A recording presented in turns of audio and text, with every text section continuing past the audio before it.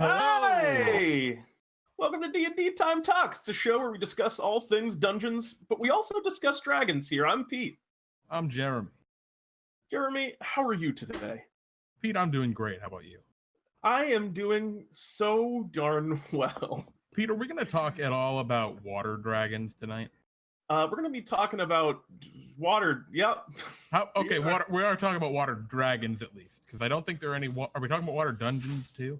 One of the two. I couldn't say for certain, Jeremy. I think time. Wait, we're not talking reveal. about dungeons and dragons, are we, Pete? Well, not both in one day. That's a little bit excessive, I think. A little much. Yeah. Hello, everyone. Hi. Hello to the people that I see hanging out in chat. I see Bionic Shiba. I see Fark, who is chilling. I'm sure there are many more that lurk deep within the shadows.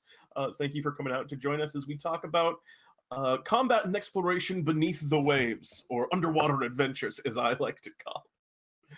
Yeah, it's going to be a really cool discussion. I mean, like I mentioned previously in our other two segments, I really love the underwater aspect of naval travel and naval campaigns. This is part of our ongoing kind of talks series where we cover all the little doodads, the little tidbits that have to do with running a naval campaign or a nautical campaign, kind of in the build up to the release of the Ghost of Saltmarsh at the end of the month, which I think it's 10 days now for Saltmarsh. Oh, pretty hype. It's going to be excellent. I'm more so than any of the other adventures, because it's got it's that more like Yawning Portal style where it's a lot of short ones. I find those just a lot more exciting than your full-size adventures. Yeah. Well, because the great thing about them, right, is I'd probably say at least half the adventures in that book, you can just sit down one night with a bunch of friends, come up with characters and run them. And be done in 4 or 5 hours. And I love that. I really love that. I really wish they would do a Dungeon Delve style book like 4th edition. But alas, not yet. But but soon. We're talking about nautical adventure stuff, specifically focusing on underwater combat and exploration. Should be really cool. If any of you have thoughts or comments or your own stories or questions, feel free to chat along with us. It's great. We love when folks do that. My cat is very angry in the background. So yeah. Absolutely furious. So Jeremy, shall I bring us into? Oh wait, one more thing. As I always say at the beginning, Ask Pete and Jeremy is a segment that we do at the end where you can ask us random questions about anything or all things, be it Dungeons and Dragons related or not. So if you have any questions in that regard, our Discord is linked below, and hop into the Ask Pete and Jeremy channel on that Discord, and we'll answer those questions at the end of the stream. So now, shall we hop into our topic? Dive into tonight's topic. Pete, take it away. Jeremy, let's swim right into today's topic.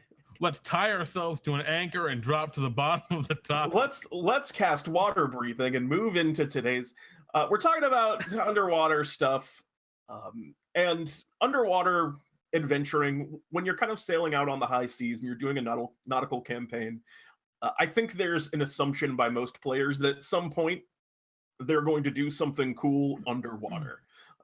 Even I think a new player that doesn't yet know that the water breathing spell exists, I think that instinct still exists where it's like, oh yeah, at some point we're going to go and explore some kind of ancient ruins, or, go down to a sunken ship, or, find something beneath the waves. Maybe they think that there's scuba gear. And in a way, I guess water breathing is the scuba gear of 5th edition. But that's just an expectation. And you as a DM, you should probably meet that expectation. I think if you're running a nautical campaign, you're remiss if at some point you don't let your players go into the deep ocean and experience that sense of mystery that you get from it. Oh, absolutely. And I mean, I thought you were just talking about in D&D games in general. But especially if you're in a nautical campaign, if you don't let them do that at least once, come on. Even if it's just an arc in a campaign. For sure. Really, it's part of the experience. So, Pete, you just mentioned the mystery of exploring the bottom of the ocean. And I think more than anything else, that's the biggest appeal to it. Obviously, underwater combat comes with a new set of rules and mechanics that change the game. And underwater exploration is very alien place. And I think, at least for me, that's the biggest draw. That's the most Oh, compelling for thing, sure. I definitely is agree. exploring that mystery. And what is mysterious about it? Well, it's dark. There's not a lot of light at the bottom of the ocean, or beneath the waves. And when there is light, it is alien. And it's alien for a lot of reasons. One is you can't go there in real life, or at least not easily. It is alien in real life as it is in the game. The deepest parts of the ocean, the ocean floor, the trenches, the sulfur vents, or what have you, they're some of the least explored areas in or on Earth. You know, they we know less about them than we do some planets or some stars. Oh yeah. And that's a huge deal.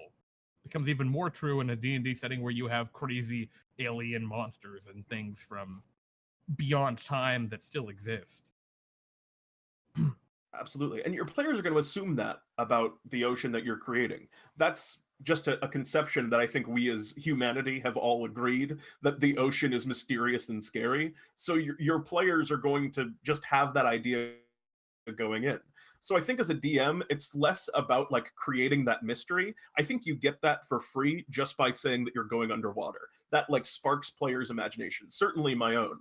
I get really excited thinking about, you know, the kinds of things that you expect to encounter down there. So rather as a DM, rather than worrying about creating that mystery, you get that for free. You just need to make sure that the things that your players are expecting and all of these things deep within the ocean are going to be there when they go down in. Yeah. And well, the next question is, well, why are they going there, right? And I like Sheba putting out in chat, and if they don't want to go in the ocean, just throw them overboard and make them do it anyway. There's always, of course, that is a reason, but oftentimes their desire to explore and find these places or find and discover whatever's under there can be a big draw. Even just a hint of some sort of underwater ruins, right? The remains of some ancient civilization, some kingdom long gone, or something like that could be a dungeon, an Atlantis like analog.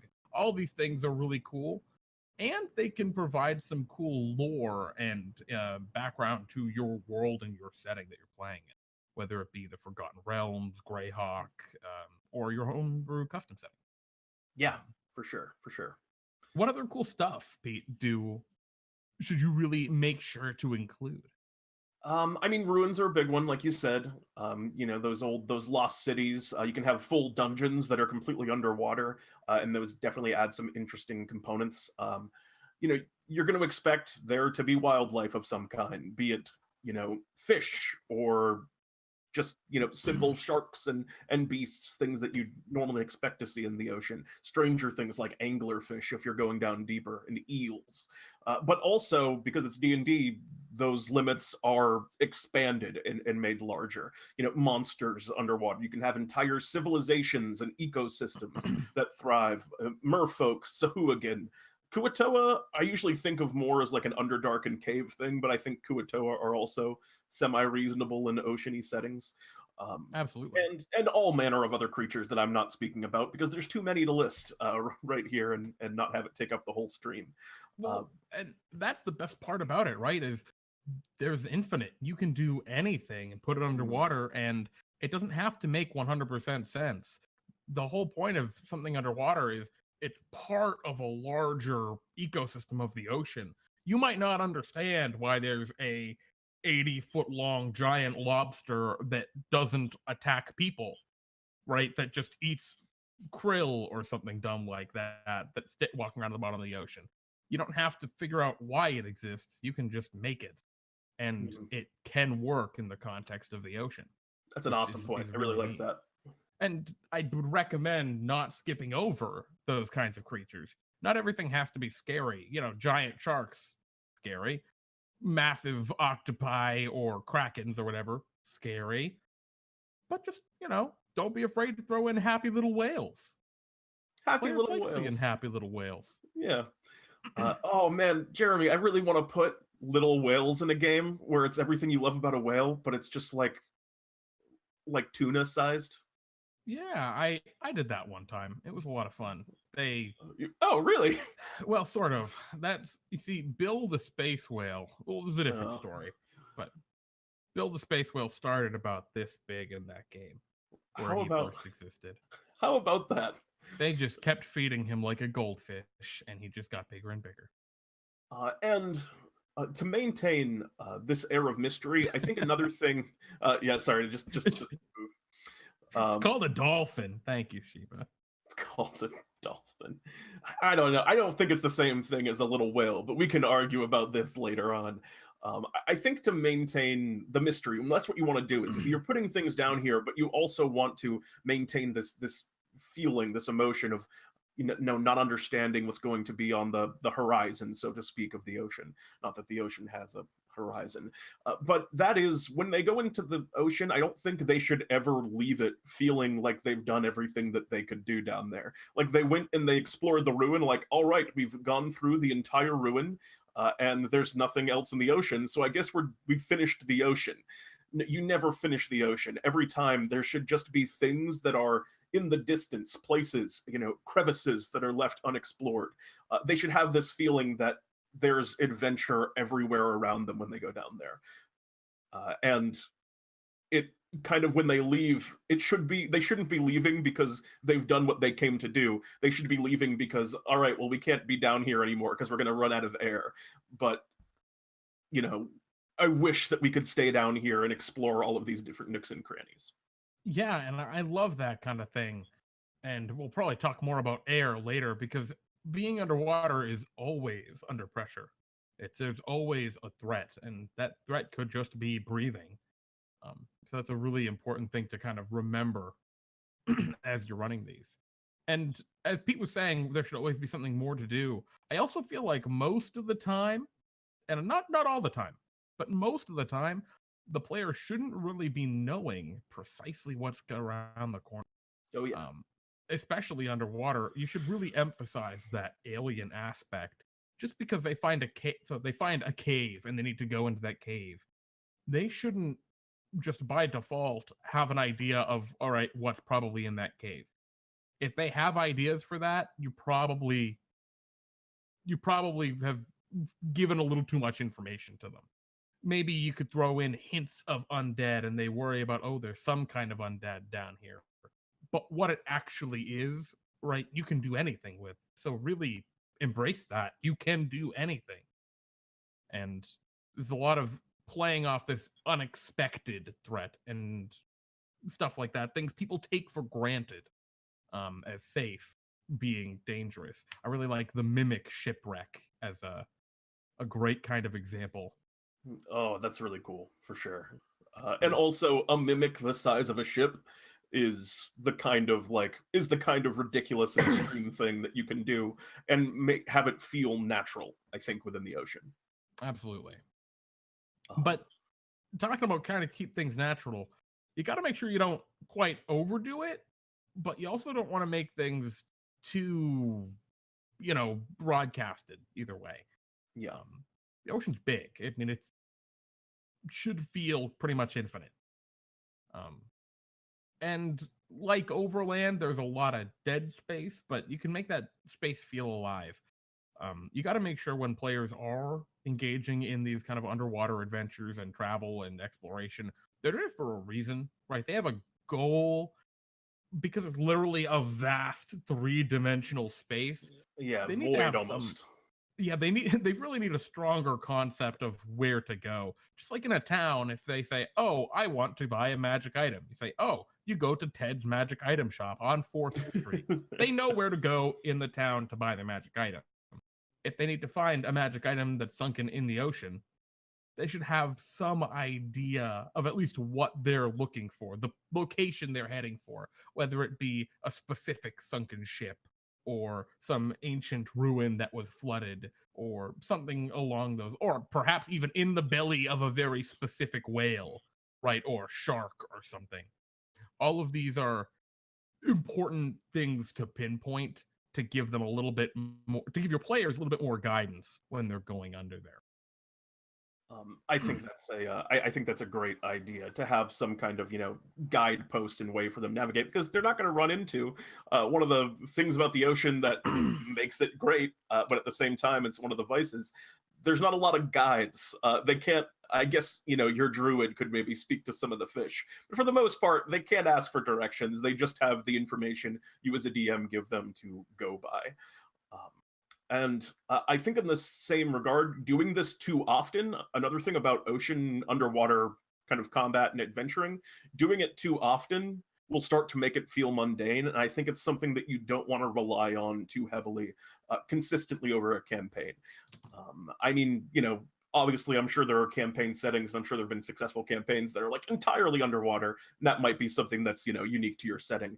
But on the most part, if I think this is something that you want to use sparingly. It's the spice of a D&D campaign, where every once in a while you have this completely different thing where, the mechanics change, the way that they navigate change, everything the players are kind of used to has this big shift.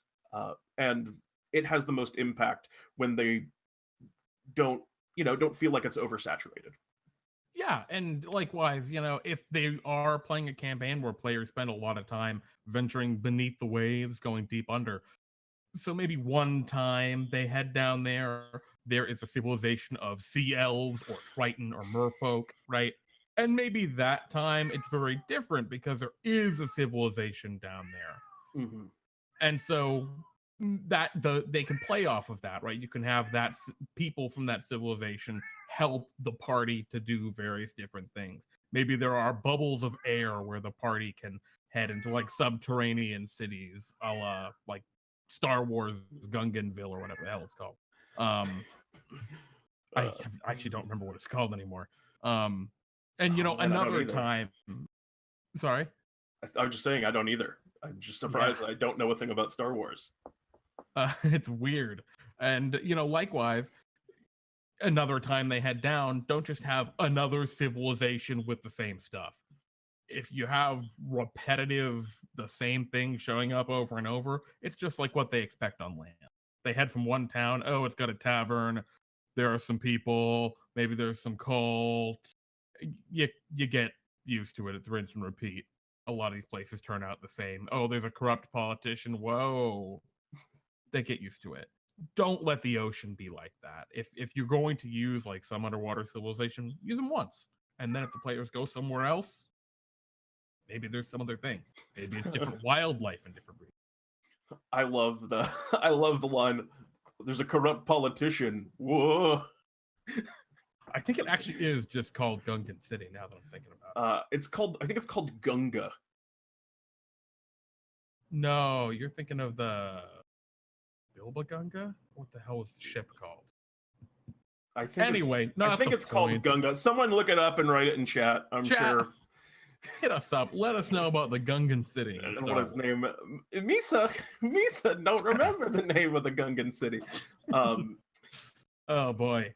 So one of the other things that we've talked about, because we're talking about this exploration and trying to make it interesting, I think there's also, and we touched on this briefly, a native tension to traveling underwater, because odds are, one, you're on some form of life support or breath support in this particular instance, where you have some magic or some device that's allowing you to breathe down there.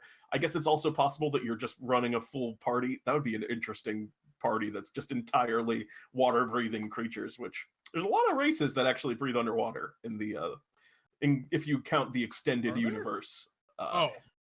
Yeah, not in the player's handbook. I think there's none in the player's handbook. But if you count the extended races, I think there's like.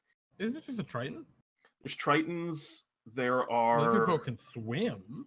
A lizard folk can also hold breath for like 30 minutes or something. Yeah. And then I think the water Ganassi can breathe underwater. That would make sense. Oh, and the air Ganassi can hold their breath for an hour, I think. Yeah, there's a lot of stuff. So a handful of them that can handle. Sea elves. Good point, Farfel. Yep, sea elves. But anyway, most of the time it's not a full party. So there's at least some people in the party that are under pressure when they're underwater.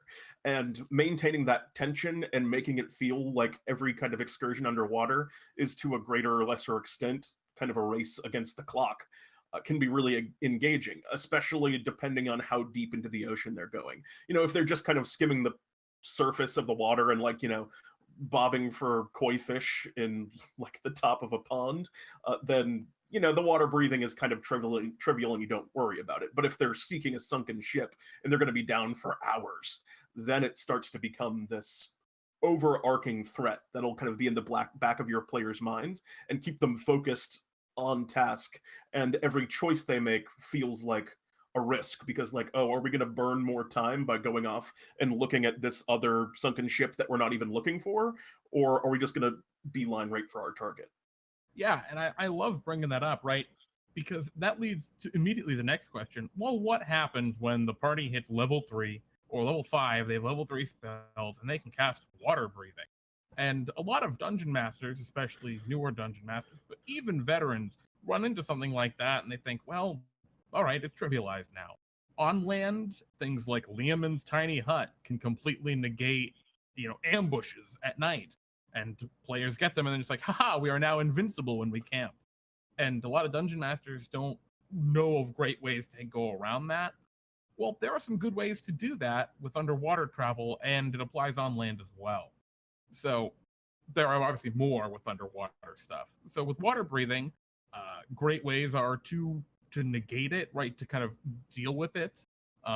Could be perhaps getting them occupied for a long time. Maybe there's some big ritual that needs to be conducted underwater, and so they have to stay down there for an extended period of time.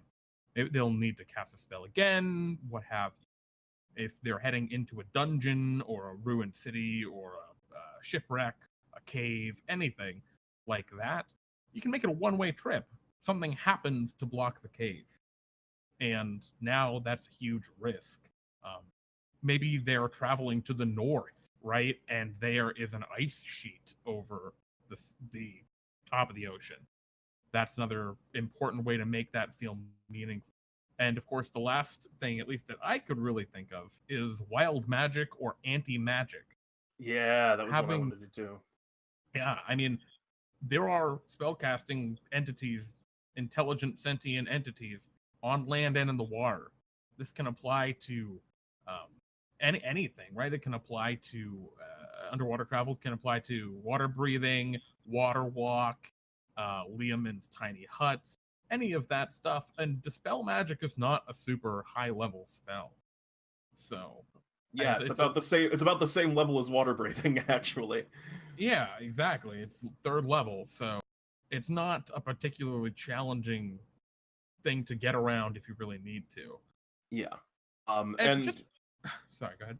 I think the great thing about a dispel magic spell and stuff like that, you only need to do that once to put the fear of God in your players on their water breathing. The first time that they find that their water breathing can be unreliable, they will be nervous for the rest of the campaign using that spell. Yeah, and you only need to do it once, maybe twice, just to keep them on their toes if they start getting complacent again. Don't overdo it. Like we mentioned before, don't have every enemy have dispel magic. Be like, haha, we're specifically kitted out to kill surface dwellers. Because that sucks. That feels bad. Let the player use their spell, feel great about using their spell, and then when they become reliant on it, pull the rug out from under their feet. That's how you keep things exciting and tense. And I wouldn't worry that much. So, for example, if you're playing in an underwater campaign and you want to run Marrow, right? Or evil merfolk and Marrow. A lot of dungeon masters will look at those stat blocks and say, well, none of them have dispel magic. Fine. Make a Marrow sage and go ahead and take the mage stat block in the back of, what is it, in the monster I think it's in the appendix B of the monster manual. And it's got counterspell at 3rd level. Well, okay, say that's now dispel magic instead of counterspell. The spells that spellcaster monsters have are suggestions. They're recommendations. You can change them out. Keep spells roughly the same level, and there's really not a difference in power. So that's a great way of kind of handling that, and just say, yep, it's a Marrow, but I'm using this spell block, this stat block, and it can swim. And you're good. Yeah, and we've talked a lot about the water breathing spell specifically because that's just the most common solution to going around underwater. But there's going to be times where you're running for a party or you're in a party where someone in your group doesn't have water breathing. It's just not a spell that you have access to. And as a DM, when you're running for a party like that, you get the fun of giving them a water breathing tool that is nowhere near as reliable as water breathing. Be it some kind of potion that they can take. I think a great example. I see Jeremy laughing. He's probably thinking of something he uses in DnDTime, all the time, which is an absolute delight. I love it. Would you like to talk about your water breathing method in DnDTime? Yeah, and I personally really love it. It's just a giant iron ball. Someone has to carry it. Canonically, the way it logically works is it's connected to the elemental plane of air inside of the iron ball. Whatever, it doesn't matter. And there are hoses that come out of it and little glass balls that you put on your head that are attached to the hose. So everyone in the party's tethered together and someone has to carry around the goddamn metal sphere. It's incredibly frustrating. It's really obnoxious and I love it. Great. Because it's a serious drawback for a really important and powerful feature, being able to travel underwater and breathe and do all that stuff you need to do. I also liked Sheba had a great comment in chat of yeah, I like the water can also be poisonous, right? That doesn't allow for water breathing. Something like a powerful algae or something that's in bloom, or just these pollution. are other great ways. Oh yeah, pollution actually. Oh, shit. Yeah. These are all very good ways to further emphasize why you might not necessarily always be able to rely on water breathing. They apparently also the Grung and the Simic hybrid can breathe underwater. Yeah, I don't know what the Simic hybrid is, but I knew there were a bunch of them. The Simic hybrid is an absolute it's an absolute abomination of a design. But well, moving along. Yeah. Well, I guess that makes sense, Jeremy, because they're abominations. Maybe that was what they were. Maybe it was a flavor thing. I think I've cracked the code after all this time on the Simic hybrid. Crack the code. Mechanics of underwater. There are mechanics that go along with going underwater. They are relatively restrictive. And I think some of the fun of underwater, kind of adventuring and just traveling underwater, comes in overcoming those mechanics. And so using them as a DM at first, I think is great. But in the same regard, and just so everyone's on the same page, a little bit about basically what happens underwater. Your movement is effectively halved unless you have a swim speed. There are kind of, travel rules in the Dungeon Master's Guide. Whether or not you use them is up to you, but, traveling too long, like if you're just spending an hour swimming, that can exhaust you if you don't roll well enough. And, depending on how deep you are in the water pressure, that also affects it. But, those are kind of up to the DM whether or not they want to go that deep on the rules. And then in terms of, oh no, I've crashed my bowl, I'm sorry.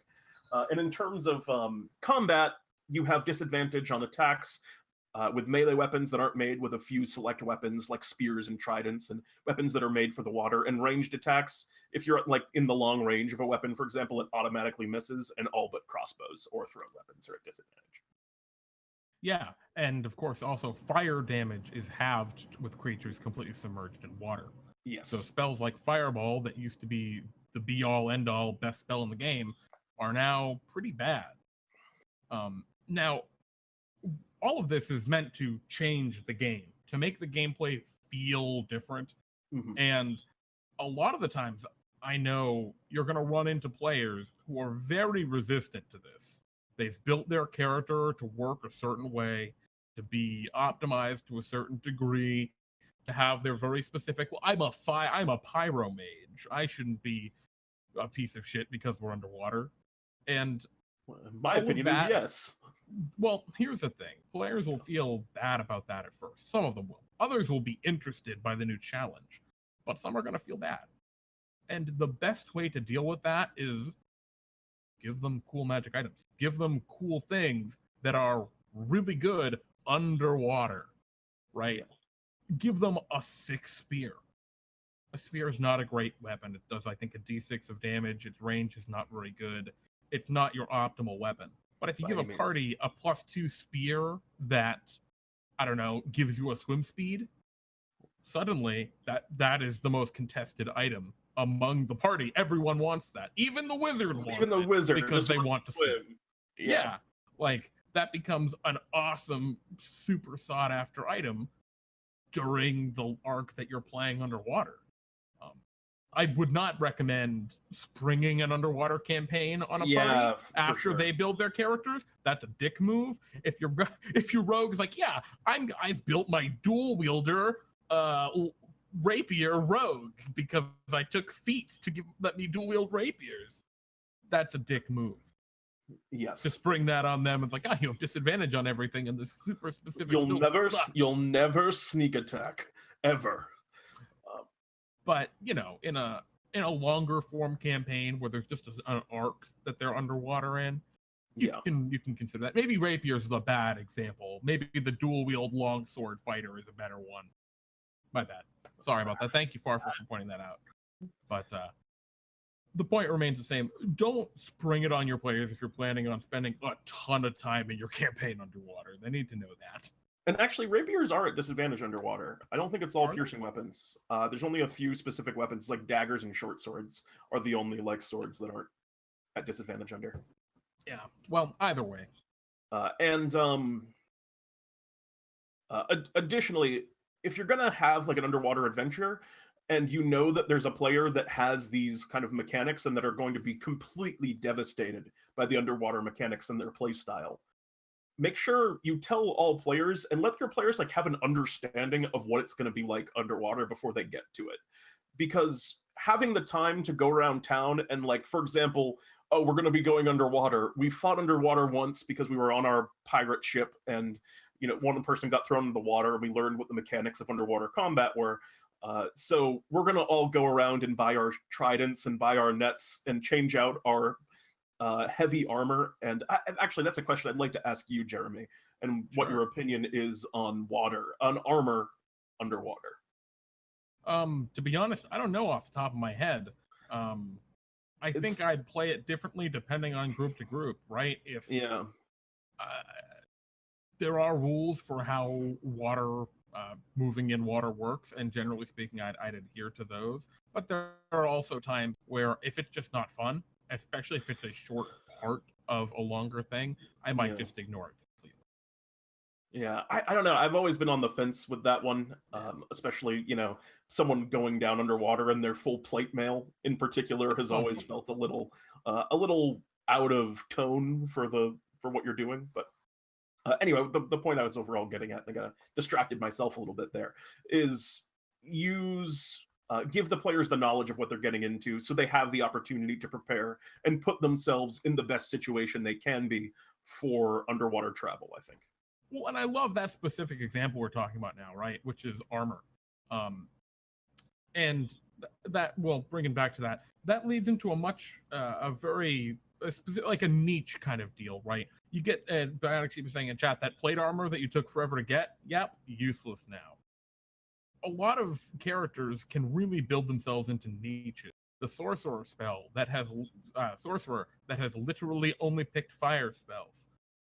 Ooh, man, they're gonna have a really bad time in a nautical setting, or underwater at least, in that aspect of the nautical setting. And so if you're gonna spend a lot of time in that, even if it is just for an arc of an ongoing larger campaign, try to preempt that they're going to have problems. Like, that your player has played a sorcerer and that they have literally only picked fire spells if they could possibly help it. They got Burning Hands, Agonizar Scorcher, Scorching Ray, Fireball. They've got them all. Flaming Sphere. You can preempt that and kind of plan ahead a little bit.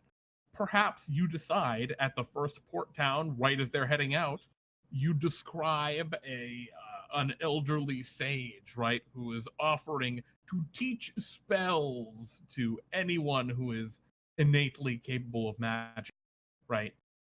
That would be more effective underwater.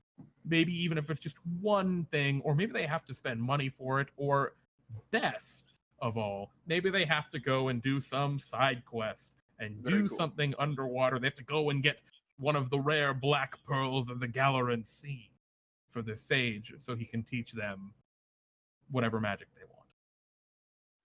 Doing that is cool. It is engaging and it's fun.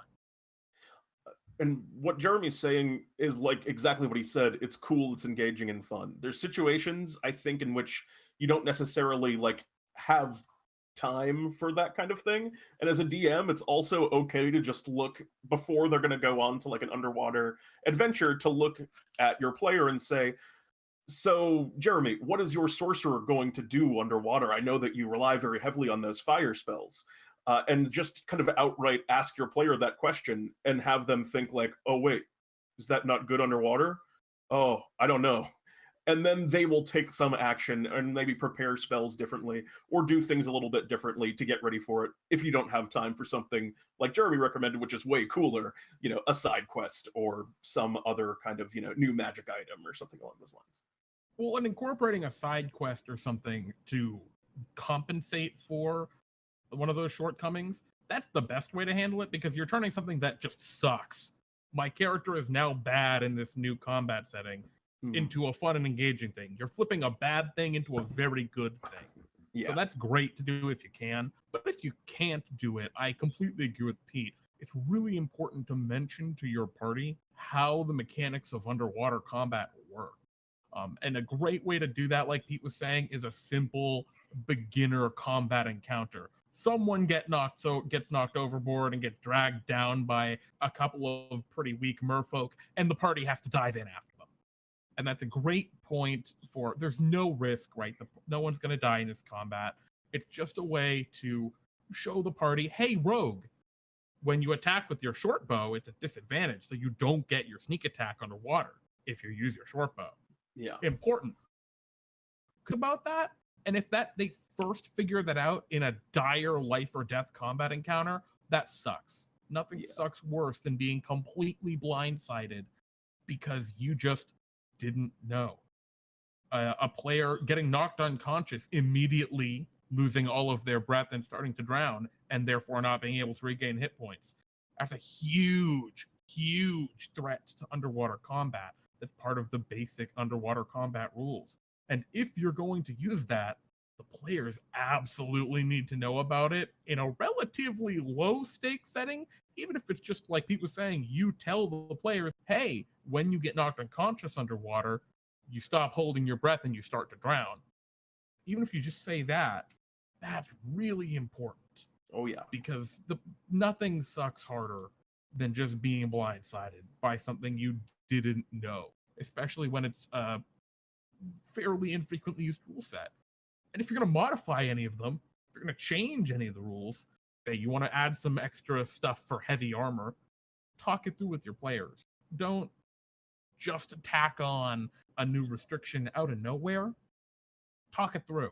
And a lot of the times, people, it's understandable. The party at the table can come to a reasonable understanding. And sometimes that understanding is, well, the basic, like the rules of D&D don't have anything for this, so we're not going to add anything. That's fine. It's just important to, if you're going to change any underwater rules, and even if you're going to just introduce them, make sure that it's done in a way that the players don't feel cheated. Agreed. Absolutely agreed. Farful 13 in chat speaks, I don't think there's anything in the book that says fire magic doesn't work underwater. I think one of the books even suggests that it basically just looks different, like fireball becomes a steam ball. There's a resistance. If you're fully immersed in water, you have resistance to fire damage. So it's basically, it does half damage. But the second part of that, fireball becomes steam ball, that is, brings us to a great point. Yeah, we've talked a lot about kind of almost the bad things, the bad things about the mechanics of underwater combat and how to like get your players ready for them, which I also think those restrictions can be fun as a player. That's the kind of thing I don't mind, but I get where some players do. And I was going to say, I love that Farfel brought that up, right? Because Farfel's not a new player to 5th edition D&D. I'm sure you've even run adventures and campaign stuff underwater. I know you have, actually. And that's where it's interesting. That rule about fire damage doing half damage underwater is not in the spellcasting section. It's in a different section because there can be other kinds of damage that do fire. Lava underwater, magma underwater, for example, explosions from like cannon fire or something. Yeah. There are other sources of fire damage that could occur underwater that aren't just spells. And so a spellcaster, like a wizard, very well may have no idea that that spell or that rule exists, because just not in a part of the book they never thought they needed to read. Yeah. That can be cool. That can be a boon for the players at times. If I had a creature that had a fireball spell and there was a player underwater, that would be the kind of situation where I'd intentionally have that mage throw it at that player so they get to see the effects of that rule and be like, oh, cool, this is maybe a strategy I can employ later on. But that's one of the things about underwater combat. You can kind of like tread a line, I think, between it feeling kind of sloggy because everything's slowed down and people aren't really or feeling the penalties of it, but it can also just have that real tension of, oh no, if we go down while we're fighting down here, we start to drown. And it can be like really cool. And there's some unique tools, I think, that come along with running any kind of combat underwater as a DM. And I think one of the first and most potent of which is you have a vertical axis. You have your y-axis. Every character in an underwater combat, they can fly. Essentially, it's different. It's swimming, obviously, but every character has this three-dimensional movement, and you can use that as a DM. It creates interesting ambush directions.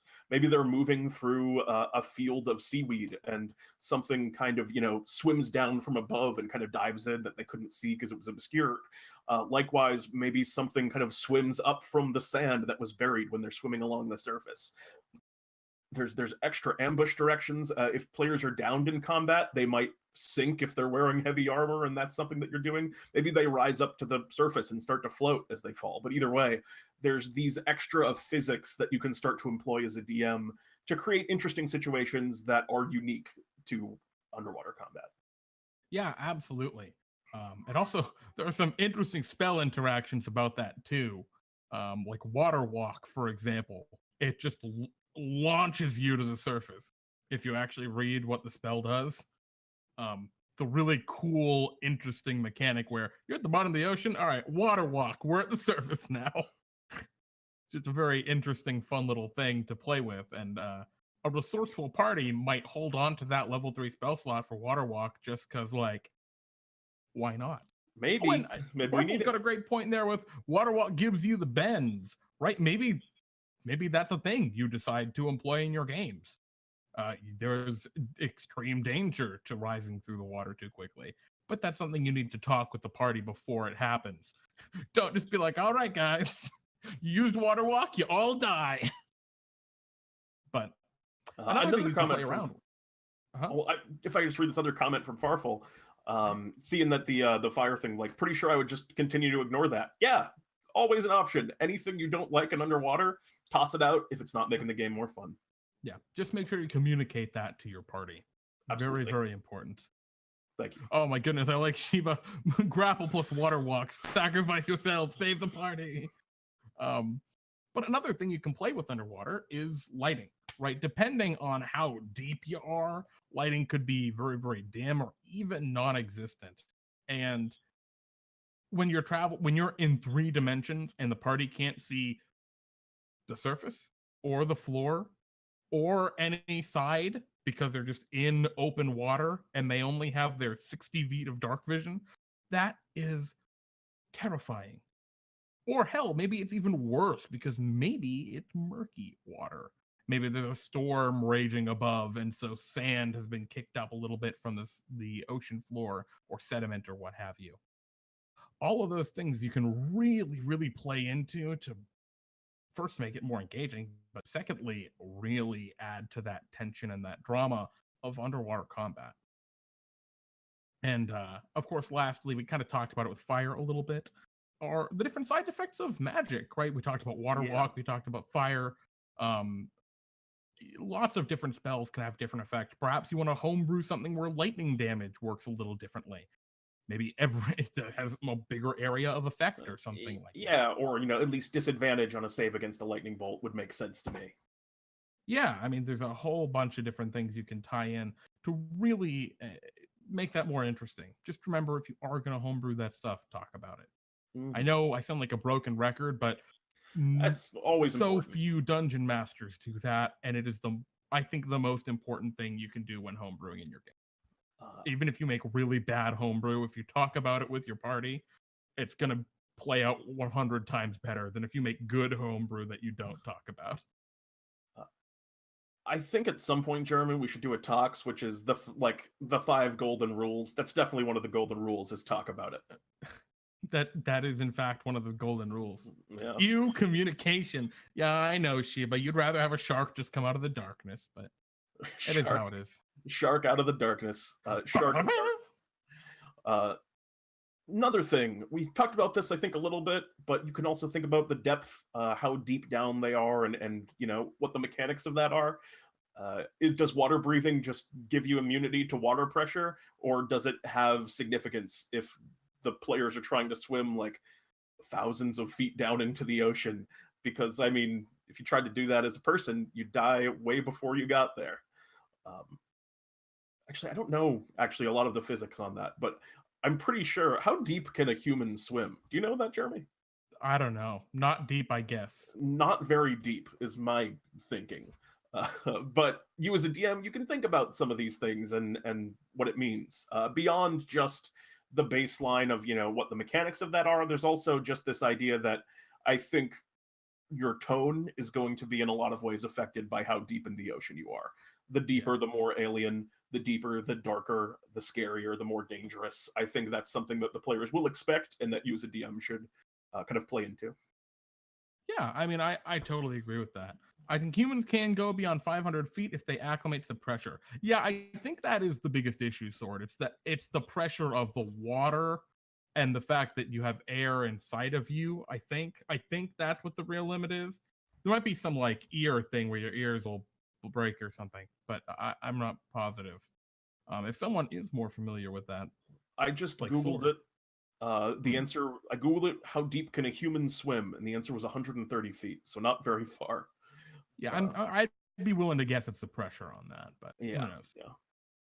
But yeah, you can do a lot of stuff in underwater combat. Really, I'd say the sky's the limit, but that doesn't really make a lot of sense. You can change and add any sorts of different, more deep and detailed mechanics.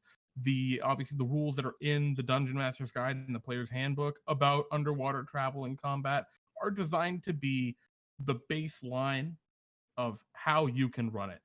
They add some nuance to playing underwater without really getting too deep into the weeds of things. And yeah, if you're the kind of group that you want to take that further and add rules for pressure and emphasize rules for heavier armor and create rules for different types of magic, you can totally do that.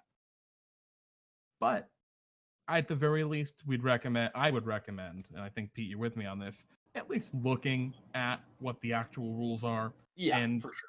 Talking about them with your players or with everyone else at the table. If you're a player, you can bring it up to your dungeon master and say, hey, I know we're going underwater soon, or potentially because we're going on a ship. I think it'd be really cool if we introduce some of these rules. Maybe we could talk about them and see what things people like and things people don't like. And that's a great way to start a conversation that can spice up your game, make it more fun.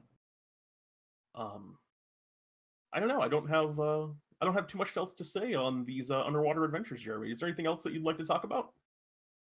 Well, 2,000 meters down, you plane shift into the far realms. Apparently, Reflected 10.8 says. That's really cool. You see, I want to talk a little bit about specific monsters, or we're not going to do a whole talks on just monsters underwater, are we? Do we want to talk about monsters underwater? Maybe we'll talk about the elemental plane of water and monsters underwater next week. Aboleth, Kraken, Merfolk, Mero. Yeah, we'll chat about these boys later. Yeah, I think it's worth Reflected Tonight for that inspiration. Water dragons. Water elementals. Or is it bronze dragon? Yeah, bronze dragons. I actually, I'm going to just take a quick tangent off on a story, and then we'll jump into our final segment, Ask Pete and Jeremy. If you have any questions, get them in now. You can do that on our Discord server. Link is in the chat, or will be in the chat in 2 seconds. Go down to the Ask Pete and Jeremy channel and leave your questions for Pete and I to answer. But I want to talk quickly. There was one adventure I was running, maybe about a year ago now, and or part of a campaign that I'm running still. But the players had to fight a water elemental at one point, and they were fighting the water elemental underwater. And man, that was such a tense combat. It was something. The druid ended up polymorphing them or wild shaping themselves into a reef shark and was just body checking for the elemental in places. It was a very interesting combat because things pretty much permanently invisible and just is the surroundings. Was this in the game that I ran, Jeremy, that you're referring to? Or was this another one? Because I've done that. I know I've done that as well. And it's a terrifying encounter. Oh, it absolutely is. And actually, there's another interesting going back to where we were talking about spells a second ago or a little bit ago. There's another interesting spell interaction that I didn't know of until fairly recently, Pete. Gaseous form. You know how that works underwater? I actually don't know. To become water bubbles? is a solid, you die. Oh no. Yep. When you're in gaseous form, it treats water as a solid. I thought you would have become bubbles and just float up. You know what? That's what you would have thought, but you just die instead. It's really important that maybe your players understand and I see that all the time. Players not reading the entire spell. Yeah. It's in the spell description. That's not one that you gotcha a player with, like, oh, should have read the spell description, you're dead. That's like, one hey, that man, I don't think you want to actually do that because you're going to just die when you appear inside of a solid. If that was in the spell and I knew that as a DM, I would probably say, I'm going to give you, I would recommend you pick something else. I will give you the opportunity to read that spell before the next time you try. Just make them read it themselves is what happened. Maybe you pick a different one now. Yeah. But anyway, I was thinking the exact same thing. Let's head on over to Ask Pete and Jeremy. Your favorite Ask Questions, Pete and Jeremy. Ask questions, get answers. Let's roll. Pete, what do we got? First question is from Reflected 10-8. Best line you've ever heard start a campaign. Jeremy. Shit. Start a campaign? I know my best line in a campaign that I've ever heard. I have no memorable ones of these. I actually have a cool one that I don't want to talk about right now, but maybe I'll talk about it some other time, which I know is vague. But it's never occurred to me. I think until recently, it never occurred to me to even bother having a cool opening line for a campaign. Yeah, same. Lance, perhaps you are just above our echelon here, above our level. Yeah. But that's not something that, at least in my kind of Dungeons and Dragons tradition, that's not a big deal. That's not a thing we usually even know. I'm sorry. Yeah, me as well. If you have a cool one that you have heard, please share it in chat because I'd like to hear a good one. Yeah. Dendari Ninja asks, let's brew up a pocket creature trainer class. Short answer, probably not. Yeah, for a lot of reasons. Well, actually, Pete, right? By the rules of pocket trainers, pocket creatures. Pocket creatures. You can only have one pocket creature out at a time. So maybe we could make it work. Yeah, that's what I said. Short answer, no. Long answer, it would take a lot of work, and we might be able to find something that would work in the context of DnDTime. It would probably be a class where, if you're in the pocket trainer spirit, you would just be a person that has pocket creatures. So you would basically. What's that other thing you were saying, Pete? Yeah, I don't know what a pocket monster is. I'm talking about pocket creatures only. So I guess you could just say, you could probably homebrew it yourself by having one pocket creature and making that your character, and then just saying that you have a hireling that's throwing you out into battle. And you play the hireling. I think there's a way you could almost pull it off in DnDTime as a reflavor of literally anything. Yeah, you definitely could. It's like, this is my pocket creature, Bugbear. Perfect. Go, Bugbear. Use axe. Shing. Bugbear, rage. It'd be good. An unrelated question from Bionic Sheba. What's your favorite Pokemon? Pete, you know off the top of your head? I've got a couple. I got two. I grew up as a Scyther fan because I was a kid and I liked Scyther because he had cool Scyther's sword good. arms, and he went Scyther, which I thought was a radical way of saying your name. But as I've matured, I've come to love Snorlax. I'm also a big fan of Flaffy from Gen 2, but my favorite Pokemon is probably Snorlax right now.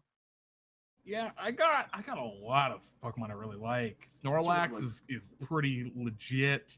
I really like Clefairy. I'm a big fan of Porygon and Kadabra.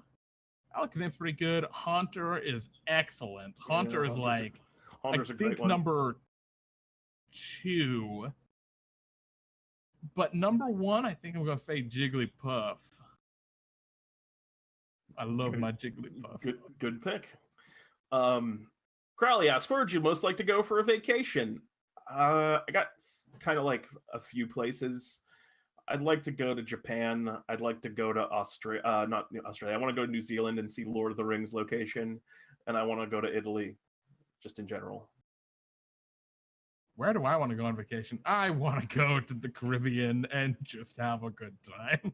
I want to just have a week of very nice drinks, cigars, and beautiful beaches, and swimming with incredibly exotic, cool animals like all these different fishes and some sharks that hopefully won't kill me. And I want to see that stuff. That like I haven't really. Yeah, I just want to do that.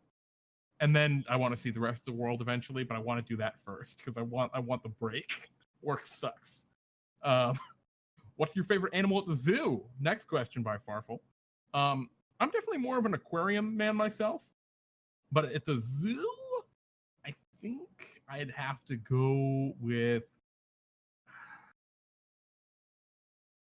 probably like hippopotamus or giraffe. How about you, Pete? I like the huge turtles too. I'm thinking, actually, this is a story. This one comes with a story. It's my favorite zoo, my least favorite, and my favorite thing at the zoo. As a child, I was brought to the zoo. It was my first time going to the zoo. It was just a small local one. It's not super big, but my aunt and my cousins and my mom kept telling me about this animal at the zoo. There was this huge red bat that they had, and I was like, "Oh, that sounds righteous." I didn't even know that existed. And as a kid, I was so excited for the big red bat, and it was all I'd ever dreamed of. And I was hyped up to me for like weeks. And we get to the zoo. And they're like, all right, the big red bat's right here. And it's just one of those like wiffle bats that they hung in a cage and called it the big red bat. Oh. It's like an old joke at the zoo that they've always had the big red bat. And as a kid, I was heartbroken. But now as an adult, I can see where that was delightful and a very funny thing for them to do. I mean, fruit bats are pretty hype too. I guess my favorite animal is a plastic wiffle ball bat. I also like penguins and watching penguins because they're fun to watch. See, I prefer eagles. I was cursed by an eagle last time I went to the zoo. It's no good. More questions. Other than Hello from the Magic Tavern and The Adventure Zone, any podcast suggestions? Pete, I think this one's aimed at you. Yes. To anyone other than Crowley, for starters, I highly recommend Hello from the Magic Tavern and The Adventure Zone. Both are excellent. I am a really big fan. Other than that, I've been listening to Conan O'Brien Needs a Friend. I'm a big, as far as late night talk show hosts go, I think Conan is the best of them. And his podcast is, I think, better than his show because I prefer that kind of long form dialogue. He's had some really great guests. If you want a good jumping on point, you should listen to the episode where he interviews Jeff Goldblum. It is excellent and I really enjoy it. Other podcasts that I listen to regularly. If you're into musical theater or you just like music or you like improv comedy, Off Book with Zach Reno and Jess McKenna is really good. They make up a musical each episode and they're great improvisers. So those are my two picks. We got some more questions from Farfel. There's a lot of Farfel questions. Now that Endgame's out, what movie are you most excited for coming out this year? Oh, I don't know. There's a ton of good movies coming out this year. Shit. I mean, Detective Pikachu's already out, so I can't say that either. Mine is Godzilla. Mine's Godzilla King of Monsters. Oh, never mind. I'm actually excited for that. But yeah, I'm a huge Godzilla fan. My phrasing is bad right now. I'm a huge Godzilla fan. You ever fight a giraffe, Jeremy? No, I've never fought a giraffe. I feel like it'd kick my ass. And also, I'm calling out the no more questions other than the ones we have right now. Bionic Sheep asks, why are zebras so tiny compared to horses? It's sexual dimorphism. All zebras are male, which is why they're so small. This is an in-joke that I don't understand. I don't either. That was just, I'm sticking with it now. Crowley asks some more questions. What's your least favorite Pokemon? Fuck Garbodor. There's, I'm gonna look up its... Generations 2, but not like all of 2, just most of 2 through now. They're all bad. I'm gonna look it up because I can't remember. I don't know what it's called. I've just seen it. Hold on 1 second. We'll get it on Google, and so I can call it out by name. Yes. You know who sucks is Vanillite. It's just an ice cream cone. That's a sentient ice cream cone. Worse. You can do better than that, Pokemon. Please. Well, you know where Vanillite came from, actually. Vanillite. Right? Pete, you know the actual history of Vanillite? No. Vanillite was created after, and this might actually be totally false. This is something I heard once. Vanillite was created by the winner of a contest. Really? They won a contest for Vanillite? Or was the contest unrelated and then they got to make... I think the contest was unrelated. It was like a giveaway or sweepstakes or something. Wow. And they made Vanillite. And they made the worst Pokemon that's ever been made. Wow. It's almost like Garbodor. Can I just share my tinfoil hat Magneton theory? I feel like Magneton is just 3 Magnemites and Team Rocket's selling them as evolved Pokemon, or like using them as a trick to use 3 Pokemon at once. Oh, that's genius. Next question. Don't forget the Pokemon that's literally a set of keys. That's real, isn't it? Yeah, there's a lot of rough ones these days. Clanky? What even is that? Is it Mecha Mankey? That would actually be pretty cool. Crowley asks, "What's your favorite thing at the aquarium?" I like the penguins.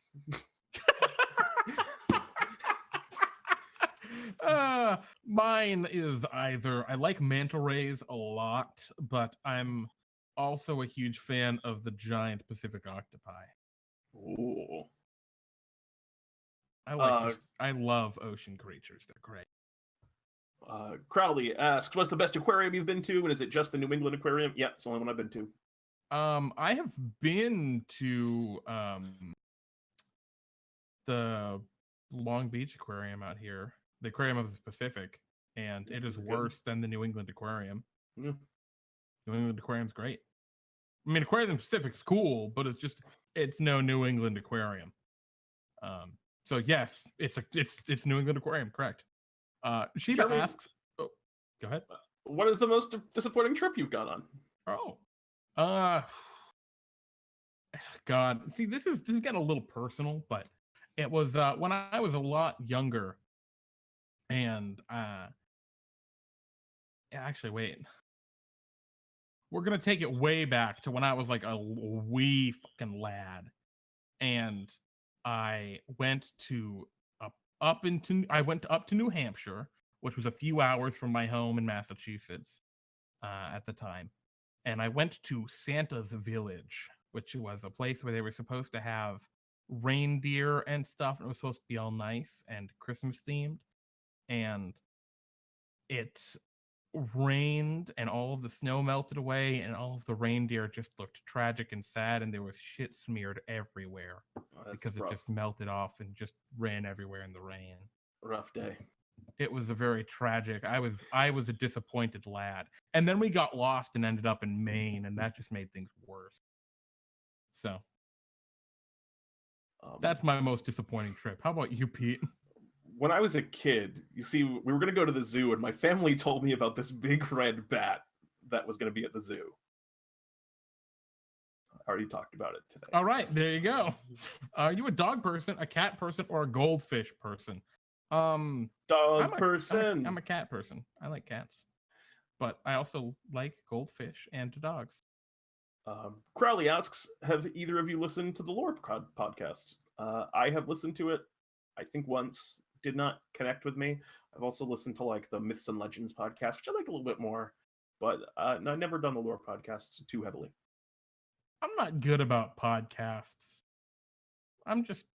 It's weird because everything I watch on YouTube, I just treat like a podcast because I'm always on my phone. I just have it on as a background thing. YouTube Red is great.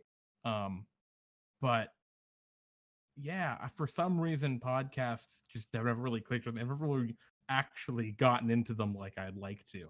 So no, I've not listened to the Lore podcast, but I've heard good things about it. And I think with that, we wrap up this segment for today. Yeah. Yep. Thank you, everyone. Oh, sorry. I was just saying that's underwater adventuring. Thank you, everyone, for hanging out with us tonight, for giving us these great questions, and for engaging in this conversation that we've been having. I hope you've all learned something great about underwater combat, or at least gotten a little bit of a refresher on what to focus on and remember. I know it's always good for us to go back through and look at all this. If you want more Dungeons & Dragons action starting literally right now, or actually probably in half an hour, so not literally right now, I lied. You can head over to twitch.tv/MattyMoore. He's a great friend of ours. He's going to be streaming this evening. I'm not sure what his project is going to be this week. Actually, I can probably check that on his Discord. And I should do that. Looks like painting. Right, he's painting, and it's his minis raffle tonight, which is going to be great. Oh, that was maybe last week. I don't remember. Painting, still, it's going to be cool. So check it out. It's going to be great. And yeah, that's all.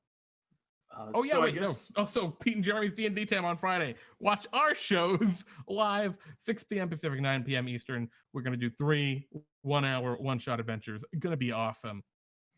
Yeah. That's all. That's actually it. So now we will call it a day, and I will say to all of you, thank you all so much. We love you.